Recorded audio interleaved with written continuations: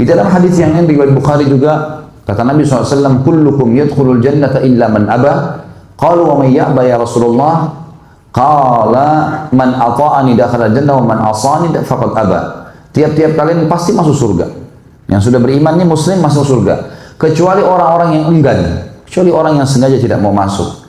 Para sahabat bertanya, siapa yang enggan ya Rasulullah? Kok bodoh benar gak mau masuk surga itu siapa? Kata Nabi SAW, barang siapa yang mematuhiku niscaya masuk surga. Dan barang siapa yang mendurhakaiku maka dia telah enggan. Termasuk dalam durhaka kepada Nabi SAW adalah memilah-milah syariat beliau. Menerima yang disukai dan mengerjakan apa yang meninggalkan apa yang tidak disukai. Termasuk pelanggaran terhadap syariat Nabi SAW adalah mengada-ngadakan syariat setelah beliau menyampaikan. Yang biasa dikenal dengan bid'ah. Itu termasuk adalah tidak menghormati Nabi SAW. Nabi SAW sudah mengatakan di akhir hidup beliau, waktu selesai haji wada, haji perpisahan. Beliau naik di atas mimbar, pada saat turun firman Allah SWT surah Al-Maidah ayat 3, A'udzu billahi minasyaitonir rajim. Al-yawma akmaltu lakum dinakum wa atmamtu 'alaikum ni'mati wa raditu lakumul Islam madina. Hari ini aku sempurnakan agama kalian, nikmatku pada kalian dan aku ridho Islam sebagai agama kalian. Maka beliau sallallahu alaihi wasallam naik di atas mimbar kumpulin semua sahabat lalu berkata, seorang hamba setelah memuji Allah salawat kepada diri beliau sallallahu alaihi wasallam, beliau mengatakan seorang hamba diberikan pilihan bertemu dengan Tuhannya atau tinggal di dunia yang fana ini. Lalu dia memilih Tuhannya. Ketahuilah, agama yang aku bawa telah disempurnakan oleh Allah. Sudah selesai. Semua halal haram sudah jelas.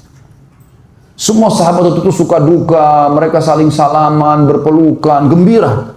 Agama Allah sempurna luar biasa. Kecuali Abu Bakar. Abu Bakar menangis. Terisak-isak di masjid. Maka semua sahabat bertanya, ada apa wahai Abu Bakar? Kata Abu Bakar, waktu Nabi SAW masih di atas mimbar nih. Kata Abu Bakar, kalau pembawa risalah dari langit sudah menyampaikan semua amanah sang pencipta, kira-kira menurut kalian apa yang tersisa?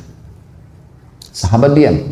Kata Abu Bakar, pembawa risalah itu akan pulang kepada Tuhannya.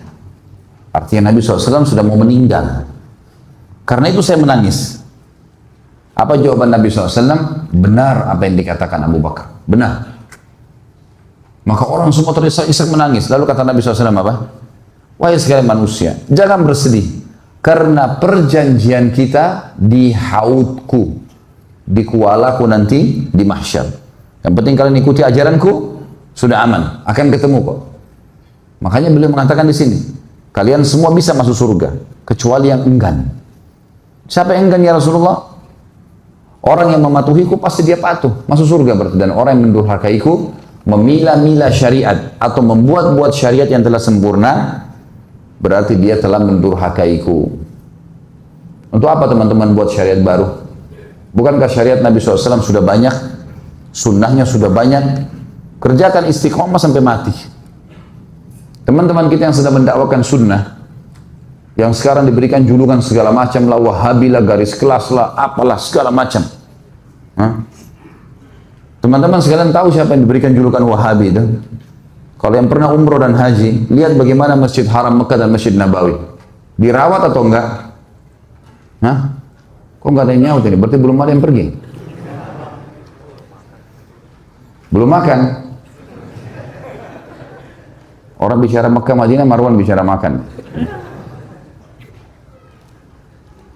Masjid Haram teman-teman sekarang, dengan mewahnya, marmernya, AC-nya, Qurannya diganti seminggu sekali.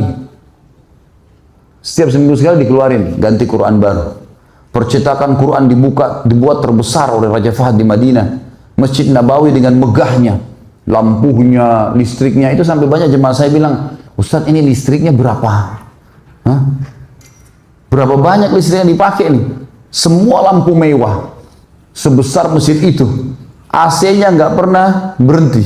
Setiap tiang ada AC. Mewah luar biasa gitu. Dirawat, dijaga kuburan Nabi SAW, dirawat kuburan Baqi, kuburan para sahabat. Dan tidak pernah kita temukan satupun celengan sumbangan. Kenapa antum ketawa coba? Saya mau tanya. Karena kalau orang Indonesia yang pegang, banyak kotak amalnya. Sudah langganan.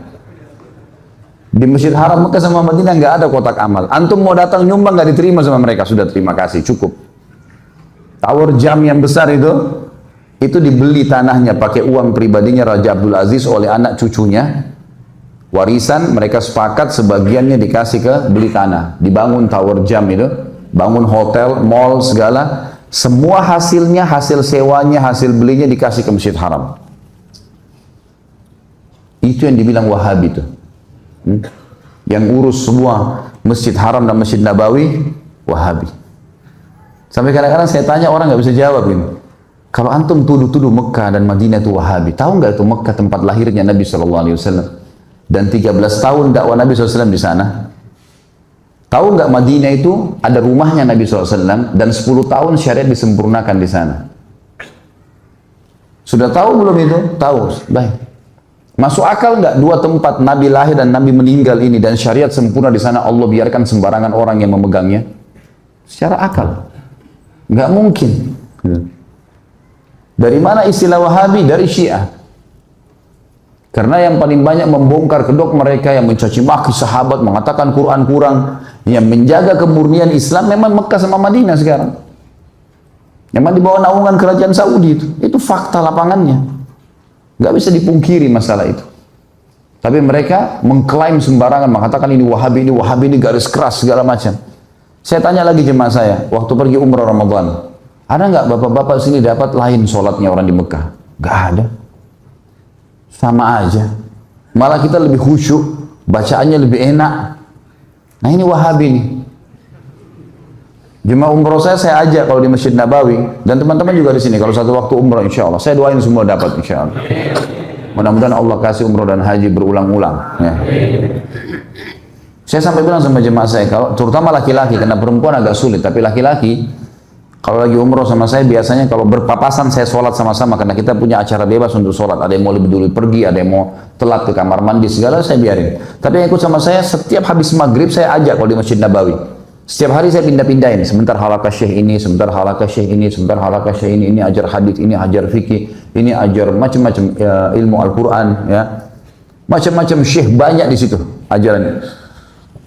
Lalu saya terjemahkan secara letter-let. Ini loh Pak yang dibilang sama syekhnya. Ini dalilnya dalam surah ini, dalam hadis ini. Terus begitu sampai azan Isya. Terus saya tanya, menurut bapak-bapak ini bagus nggak ajarannya? Bagus Ustaz. Dari tadi ini Allah berfirman, Rasulullah bersabda. Allah berfirman, Rasulullah bersabda. Saya bilang ini yang di Indonesia diklaim Wahabi nih. Ini fakta lihat lapangannya, coba lihat. Besok pindah ke Syekh Fulan, besok pindah ke Syekh Fulan. Di Mekah juga begitu. Dan antum bisa kalau ngerti bahasa Arab paling bagus datang ke situ, nanyain semuanya. Semuanya berisi dengan wahyu.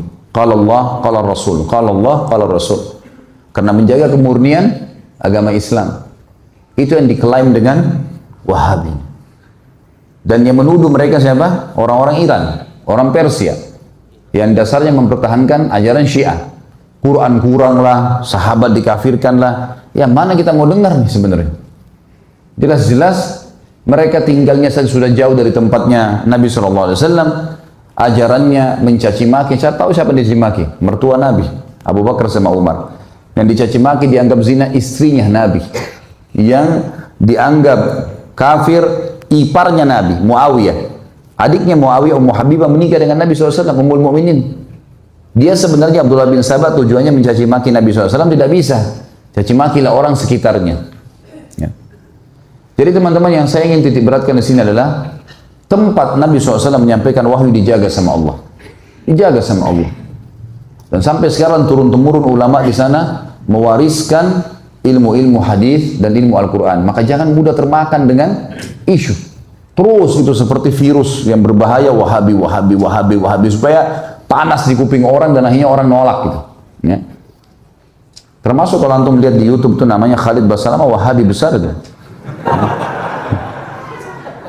Jadi yang antum dengar ini, yang saya bacain dari tadi, kalau Rasulullah SAW bersabda riwayat Bukhari, Allah berfirman di surah ini, nah ini Wahabi. Ya antum pakai akal cerdas lah. Jangan termakan dengan arus main nyile sembarangan. Berarti target mereka untuk menjauhkan orang dari sunnah Nabi SAW berhasil. Jangan sampai itu terjadi. Jadi semua orang yang menolak ajaran Nabi SAW, masuk dalamnya, mengerjakan apa yang dia suka, meninggalkan apa yang dia tidak suka, atau membuat-buat yang Nabi SAW tidak ajarkan. Hati-hati. Termasuk kekufuran yang nyata kata para ulama adalah bila seseorang menganggap masih ada bagian risalah langit yang belum disampaikan oleh baginda Nabi SAW. Ini kekufuran yang nyata. Allah sudah mengatakan Nabi SAW sudah menyempurnakan agama di tangannya. Lalu kita bilang tidak, masih ada yang belum diajarkan. Lalu kita buat-buat, ini bahaya sekali.